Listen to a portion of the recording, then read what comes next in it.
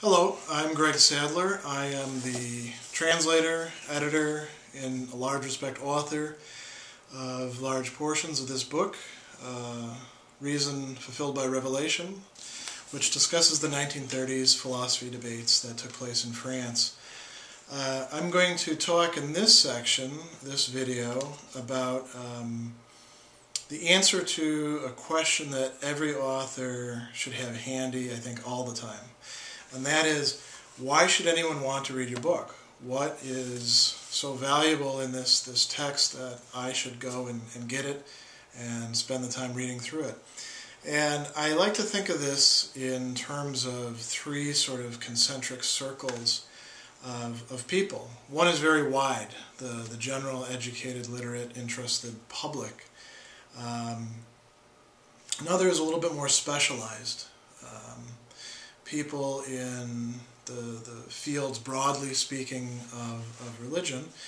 And then there's scholars, and that's a pretty small group. And as with a lot of book projects, scholarly book projects, this did not start out as something that I thought would have very widespread general interest. As a matter of fact, I started translating these documents, and I'll tell you the story about that in a different video. I started translating these as sort of a labor of love, something that I was very interested in doing myself, and I thought not too many other people would be particularly interested in it. I saw some great implications for the research that I was doing, but you know, I thought it would be too technical. I thought that it might be a little bit too abstract for many people. I was surprised as I've been talking and doing presentations, and people have been asking me about the book and about the topics of Christian philosophy, just how much interest there is in this topic, and how accessible quite a lot of the philosophy and the discussions are. As a matter of fact, one of the discussions that's in here is a more popular discussion by a guy named Bruno Desolage, who was the rector at the Catholic Institute in Toulouse. He was addressing the general public, and French philosophers, quite a few of them, had an obligation to do so. Let me put that aside, though. So why would an ordinary person who has some interest in the life of the mind be interested in this book in particular? Well, what this book makes available to you are documents that were previously untranslated, that are part of a very important debate about the nature of Christian philosophy, whether it existed, whether it could possibly be rational. So if you're somebody who is interested in religion and modernity, or the relationship between reason and faith, or philosophy and Christianity, then actually these debates are very relevant to you.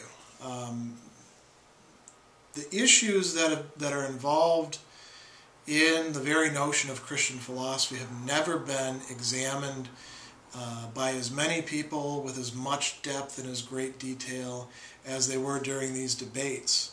So I think that really, if you're interested in these great broad currents of ideas, this is a book that you would like to have, and you would like to read these great philosophers who are debating with each other. In part because we often think of philosophers as being in this ivory tower going off by themselves, but really the way that they do their work is when they have arguments with each other, and they have to respond to each other. And that's what was taking place during these debates, and that's part of what hasn't been happening at quite such a fever pitch, really since the 1930s. So the book is well worth having just for that alone, so that you can see what the various positions are that one could take on these matters are. I think if you're somebody who's historically inclined, my historical introduction and also some of the discussions of the relationship between philosophy and history, and some of the people that are discussed, historical figures as Christian philosophers, as examples in the translations, you will probably find that very interesting. There's a real story to tell there. I don't tell the full story. in part because the book has to be, the documents, and the historical introduction is the historical introduction and thematic introduction are about 100 pages, about 50 for the historical, about 50 for the thematic introduction. And I am going to work on another book. I've already started preliminary research on that, which will be an actual history of the debates. But until that comes out, if you're interested in how did these debates take place, what was the historical context, why did French intellectual society develop to such a point where it was primed for a debate about Christian philosophy, of all things, to come to the fore and be the cause célèbre for about 5 years of intellectual history? Well, then, I think you'll want to read this book. I think that now we're starting to narrow the circle. If you are somebody who isn't necessarily a theologian or a philosopher or a historian, somebody who's not a scholar full-time, involved in teaching, but you're somebody who is involved in some way with the intellectual life of a religious denomination, then you probably also want to know about the issue of Christian philosophy. This is something that is core in the tradition that I belong to, the Catholic tradition. It's so important, actually, that popes have written encyclicals about it. But it's also important in a lot of Protestant traditions. It's very important for Lutherans, for Reformed Christians. You see the Wesleyans actually becoming very interested in the conception of Christian philosophy in the last 15 years or so, articles coming out about that. I think evangelicals have a strong interest in this question, not necessarily about philosophy, but about reason, rationality. Is religion on the one hand and rationality on the other, do those merge at all? Do they have confluences? Or are they necessarily in conflict?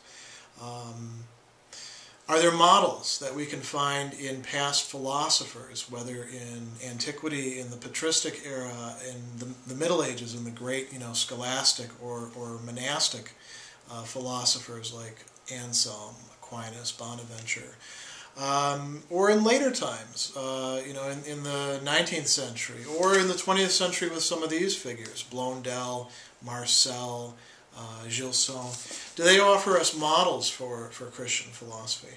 Well, I think if you are a seminarian, I think that if you are a pastor, I think that if you are even somebody who is involved in some other kind of ministry, if it's any way involved with reason or intellectual life, I think this is a book that you probably would want to read. I think it will be fruitful for you. The other groups that I think would be particularly interested in, so now we're narrowing yet to an even smaller group, are scholars. And I think that philosophers, theologians, and historians, particularly historians of ideas, would be interested in this. And in the book, I actually talk about 4 groups who I think would be particularly interested. One is Catholic philosophers and theologians, because many of the figures writing in this that I've translated are, in fact, Catholic thinkers, quite a few of whom actually are mentioned in Fides et Ratio. I think that for a long time, Maurice Blondel's voice and those who are closely aligned with him, like Antonin Sertillanges and to a lesser extent Gabriel Marcel, have kind of fallen silent. And part of what I tried to do by translating this was to restore their voices in English, so that not only would we have great works about Christian philosophy like Etienne Gilson's Spirit of Medieval Philosophy, a classic that I recommend to everybody, or Jacques Moritain's an essay on Christian philosophy, but we'd also have some of the works of other figures who took part in those debates, like Blondel, like Marcel, like Sertillanges. Also, we'd know more about the opponents of Christian philosophy. I've translated some of those. So again, if you're a Catholic philosopher or theologian, I think you'd probably want to purchase this book. If you're a Protestant, there are a lot of Protestant discussions now about Christian philosophy, particularly among Reformed Protestants, but also among evangelicals, Wesleyans, Lutherans, Anglicans, all different types. Actually, there's even an essay out about Pentecostal Christian philosophy. Why would you want this then? Well, again, I think that what's been lost is that these issues were never debated quite as fiercely as they were by these thinkers. And it wasn't just Catholic thinkers actually involved in the 1930s debates. There weren't just Catholics and rationalists, or as we would call them now, secularists. There were actually some Reformed Protestant thinkers involved. Jacques Bois comes to mind, Pierre Guérin comes to mind. Notice these are all French names. These are not names that we find talked about a lot over here. The other reason why I think that Protestants might find this very interesting, Protestant scholars might find it very interesting, is there was actually another set of debates that took place roughly from about 1947 on through the 1950s that were occasioned by another book by a guy named Mell, who was responding to the Catholic thinkers and the rationalist thinkers in the debates. He wrote a book which was translated into English and called The Condition of the Christian Philosopher. That started another set of debates among Reformed Protestants, French-speaking Reformed Protestants, including Paul Ricoeur, who later on goes on to become a very famous phenomenologist and hermeneutic philosopher. He had his early writings. He was very interested in Christian philosophy. So yeah, Catholic theologians and philosophers, Reformed or other Protestant theologians and philosophers, who else would be interested in this? I think if you're doing continental philosophy, one of the things that often gets left out in what we call continental philosophy is the fact that there were many thinkers, and all of these people were talking to each other all the time, constantly. They were interacting with each other. There were many thinkers involved in these debates who qualify as continental philosophers, like Maurice Blondel, for example. Blondel had connections with Max Scheler. He had connections with Heidegger through Ernesto Grassi. There was a lot of interplay between phenomenologists and even Marxists and Catholic Thomists, Augustinians, Maurice Blondel, of course. There was some overlap as well with people like Edith Stein and Gabriel Marcel, where you had Christians who were actually phenomenologists. So I think that if you want to think of yourself as a well-read continental philosopher, if that's your specialty, you want to know these debates. You want to know the figures who were involved in these debates. The last group of scholars who I think would probably benefit by having this book and reading through it would be people in the broader field of religious studies or theology or philosophy of religion. So if you're doing those sorts of disciplines, if you're involved in that, if that's what your formation is, this is important work. I'm not just pushing it because it's my book. It's actually in large respect not my book. I wrote the introduction. I contextualized things historically and thematically. I translated the documents, but why did I translate these documents?